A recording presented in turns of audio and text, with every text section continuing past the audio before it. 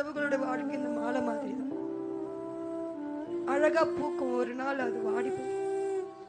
எப்பவுமே நிரந்தரமா இருக்கும்னு நீங்க நினைக்காதீங்க.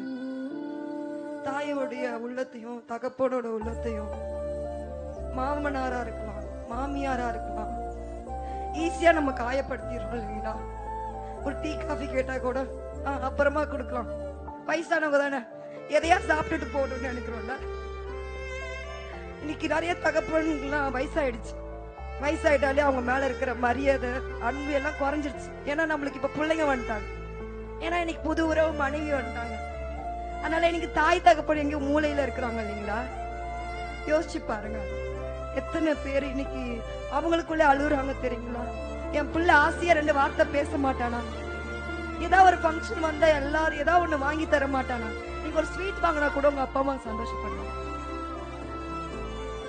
இனிமையாச்சும் தயவு செஞ்சு அப்பா அம்மாவுக்கும் சரி, மாமியாருக்கும் சரி, மாமனாருக்கும் சரி, நீங்க அன்பு செலுத்துங்க.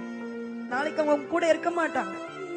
நீங்க நினைக்கிறீங்க வயசாயிடுச்சு தானே, எதையா கண்டதை சாப்பிட்டு போட்டோம், மீந்ததை சாப்பிட்டு போட்டோம், அது என்ன சாப்பிட்டானா சாப்பிடலான்னு நம்ம எங்கேயா வெளியே போனா கூட அவங்கள கண்டுக்கிறது இல்லை. அவங்களுக்கு முடியல இப்போ உடம்பு இல்லைங்களா? ஆனா ஒரு நாள் அவங்களுக்கு முடியும் போதுதான் உங்களை வளர்த்துருப்பாங்க. நீங்க குழந்தையா இருக்கும் போது எவ்வளவு கஷ்டப்பட்டிருப்பாங்க, அவங்க பட்னியா இருந்திருப்பாங்க. எங்க அத்தெல்லாம் சொல்லிருக்காங்க, ஈர துணியை கட்டிட்டு இருந்தாங்க. அப்படிலாம் தான் நம்ம தாய் தகப்பன் நம்மளை வளர்க்குறாங்க. அவங்க இல்லைன்னா இன்னைக்கு ஆண்டவர் நம்மளை இந்த அளவுக்கு வச்சிருக்க மாட்டார். அப்படிப்பட்ட தாய் தகப்பனோட உள்ளத்தையும், மாமியாரா இருக்கலாம், மாமனாரா இருக்கலாம், நீங்க அசட்டப் பண்ணிடாதீங்க. நிறைய நேரத்துல எங்க மாமனாருக்கு நான் அதை டீ போட்டுலாம் கொடுப்போம். ஒரு சிரம ஊழியத்துக்கு அங்கங்க போகும்போது ஐயோ என்னடா பண்றது அப்படின்னு தோணும். ஆனா அதுக்கு நினைச்சு நான் கஷ்டப்பட்டேன். ஐயோ அன்னைக்கு நம்மளுக்கு டீ போட்டு கொடுக்காம நம்ம வெளியே போயிட்டோமே.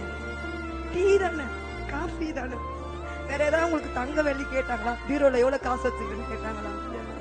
தயவு செஞ்சு உங்க வீட்டுல இருக்கிற கணவனா இருக்கலாம், மனைவியா இருக்கலாம், பிள்ளைங்களா இருக்கலாம், அவங்க உணர்வுகளை சாகடிக்காங்க. உயிரோட இருக்கும் போதே நிறைய நேரம் நம்ம வார்த்தைகள் அவங்க உணர்வுகளை சாகடிச்சிருது. இன்னைக்கு உயிரோட தான் இருக்காங்க நீங்க பாக்குறதுக்கு, ஆனா அவங்க உணர்வுகள் செத்த நிலைமையில இருக்கு. நம்ம பேசின வார்த்தையினுடைய காயத்தினால அவங்க இருதயம்லாம் புண்ணு போல இருக்கு. கணவருக்கும் சொல்றேன், மனைவிக்கும் சொல்றேன். பாஸ்டர் என்னதான் இருந்தாலும் அம்மாவும் சரி அப்பாவும் சரி ஏதாவது நான் டிலே பண்ணி கொடுத்துட்டா கூட என்ன கேட்பேன். இன்னைக்கு கணவன் மாதிரி நீங்க உட்காந்து இருக்கீங்கன்னா உங்களுடைய அப்பா அம்மா யார் இருந்தாலும் அவங்களுக்கு ஃபர்ஸ்ட் அவங்க சாப்பிட்டாங்களான்னு கேளுங்க. பாஸ்டர் அதான் கேட்பார், தட்டுல கையக்கும்னா எங்க அம்மாக்கு சாப்பாடு போட்டியா, குடுத்தியா, அப்பா குடுத்தியா, அப்புறம் தான் அவர் சாப்பிடுவார். தயவு செஞ்சு நீங்க எல்லாருமே அதை ஃபர்ஸ்ட் பண்ணுங்க. அம்மா நீங்க சாப்பிட்டீங்களா, நீங்க வெளியில இருக்கிறீங்களா, போன் பண்ணி கேளுங்க, சாப்பிட்டீங்களாமா, என்ன பண்றீங்க அப்படின்னு கேளுங்க. ஏன்னா நாளைக்கு நீங்க கேட்கறதுக்கு அவங்க இருக்க மாட்டாங்க. ஏன்னா எல்லாரும் ஒரு நாள் போயிடுவாங்க, பூ மாதிரி வாடி போயிடுவாங்க. அதுக்குதான் இந்த மாலையை போடுறாங்க. நம்ம வாழ்க்கை ஒரு பூ மாதிரி தான், வாடி போயிடும். எப்ப வாடி போடும் நமக்கே தெரியாது, அது எப்ப பிடுங்கப்படும் தெரியாது. இன்னைக்கு எங்க அப்பா அம்மாவை நீங்க அசட்டை பண்ணி பேசலாம், என்ன உனக்கு என்ன தெரியும், சின்ன பசங்களா இன்னைக்கு அம்மா ஏதாவது கோவப்பட்டா உடனே கோச்சிக்கிறீங்க. ஆனா அப்பா அம்மா இல்லாதவங்களுக்கு தான் தெரியும். ஆஃப்னேஜ்ல போய் பாருங்க, அவங்களாம் இது வாய் திறந்தா அம்மா அப்பான்னு கூட கூப்பிட்டுருக்க மாட்டாங்க. ஆனா இன்னைக்கு நம்மளுக்கு கூப்பிடுறதுக்கு கூட இருக்கு. என்னுடைய 17 வயசுல நான் எல்லாரையுமே இழந்தேன். தகப்பனை என்னை விட்டு போயிட்டாங்க, எங்க அம்மா என்னை விட்டு, எங்க அம்மா இறந்துட்டாங்க. அப்ப யாருமே இல்லாம இன்னைக்கு ஆறுதல் கூட்டம். ஆனா என்ன பார்க்க ஆறுதல் படுத்துறதுக்கு ஒருத்தருமே இல்லை. நானும் எங்க அக்கா மட்டும்தான் எங்க வீட்டுல இருக்கும். அவ்வளோ குடும்பங்களுக்கு சாப்பாடு செஞ்சு அப்படியே வெயிட் பண்ணிட்டு இருந்துச்சு. ஒருத்தருமே வரல ஆறுதல் கூட்டத்துக்கு. நாங்க மட்டும் தான் தனி மரமா நின்று, நானும் எங்க அக்காவும் எல்லாரையும் இழந்து நிறைய டைம் எங்க அம்மாவை நான் கஷ்டப்பட்டிருக்கேன். பேசாம இருந்திருக்கேன், எங்க அம்மா கூட பேசவே மாட்டேன். நீ பண்றது இது தப்புமா, அது தப்புமா எனக்கு அப்படின்னு எங்க அம்மா கூட 1 வருஷம் நான் பேசாம இருந்தேன். அவங்க சாகர கொண்டால ஆண்டவர் எனக்கு உணர்த்தி, அவங்க படுக்கை மட்டும் மோஷன் போக முடியாது. எங்க அம்மாவுக்கு மோஷன் போக முடியாது, நான் கையை விட்டு மோஷன் எடுத்தேன். எங்க அம்மா பெட்ல இருக்கும்போது நான் அப்படி பார்த்தேன். தயவு செஞ்சு அந்த ஆசீர்வாதத்தை நீங்க இழந்துடாதீங்க. நாளைக்கு நீங்க செய்யணும்னு நினைச்சா அவங்க இருக்க மாட்டாங்க.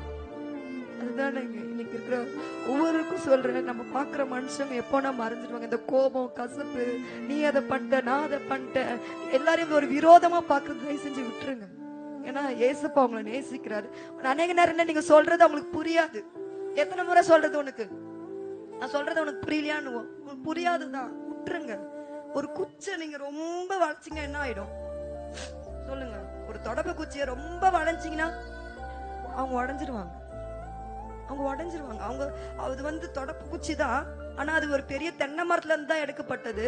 ஆனா வயசாயிடுச்சுன்னா அவங்க குழந்தை மாதிரி. நீங்க என்ன சொன்னாலும் அவங்களுக்கு புரியாது. நீங்க எப்படி மாத்தணும்னு நினைக்க தயவு செஞ்சு வயசானவங்களை மாத்தணும்னு முயற்சி பண்ணாதீங்க. ஏன்னா அவங்க பழகிட்டாங்க. நீங்க மாறிக்கோங்க. சரி நான் பாத்துக்கு, நான் திட்டிட்டு போட்டுமே 4 வார்த்தை, என்ன இப்ப பிரச்சனை? எதா சொன்னா சொல்லிட்டு போட்டுமே. அப்படி நீங்க ஒவ்வொரு நாளும் இனிமே இதை பாக்குற நீங்க, நான் ரொம்ப அழுதேன். எங்க மாமனாரு அவர் கூட லாஸ்ட் நாள் என்னால இருக்க முடியல, நான் அவ்வளவு அழுதேன். நான் ஏன்னா அவர் ஹாஸ்பிட்டலுக்கு போகும்போது நினைச்சேன். ஏன்னா அந்த டைம் தான் எங்க மாமா பொண்ணு கல்யாணம். அவளுடைய கல்யாண ட்ரெஸ் என்கிட்ட இருந்துச்சு. அதை நான் கொடுக்கணுன்றதுக்காக நான் போய் ஆகணுன்ற கட்டாயனால நான் போயிட்டேன். அப்போ அவர் என்னை பார்த்தாரு. அவர் கூட என்னால போக முடியலன்ற கஷ்டம் எனக்கு இருந்துச்சு. அப்ப நினைச்சேன் அவருக்கு எதுவும் ஆகாது. போயிட்டு வந்த உடனே அப்பா நம்மளே நல்லா பாத்துக்கலாம், அவருக்கு என்ன பெட்ல என்ன பண்ணுமோ நான் பாத்துக்கலாம் நான் போனேன். ஆனா இன்னைக்கு அவர் மறைஞ்சிட்டாரு. நினைச்சு என்னால அழுக தாங்கவே முடியல, என்னால பாத்துக்க முடியல. லாஸ்ட் டைம் அவர் கூட இருக்க முடியலன்ற கஷ்டம் என்ன ரொம்ப உடைச்சு. அதனால தாய் தகப்பன் கூட நேரம் செலவிடுறது, போன் பண்ணி விசாரிக்கிறது, தயவு செஞ்சு இதை பாருங்க. இன்னைக்கு அவங்க அற்பமா தான் இருப்பாங்க. அவங்க மறைஞ்சிட்டாதான் அந்த இடத்துல நீங்க போய் தேடினாலும் அவங்க கிடைக்க மாட்டாங்க. பாஸ்டர் இப்பவுமே வாரம் ஆனா ஞாயிற்றுக்கிழமை முடிச்சுட்டு மம்மி டாடிக்கு சாப்பாடு கொடுன்னு தான் சொல்லுவார். 2-3 வாரமா அதே சொல்லிட்டு இருந்தார். மம்மி டாடிக்கு போய் சாப்பாடு கொடு.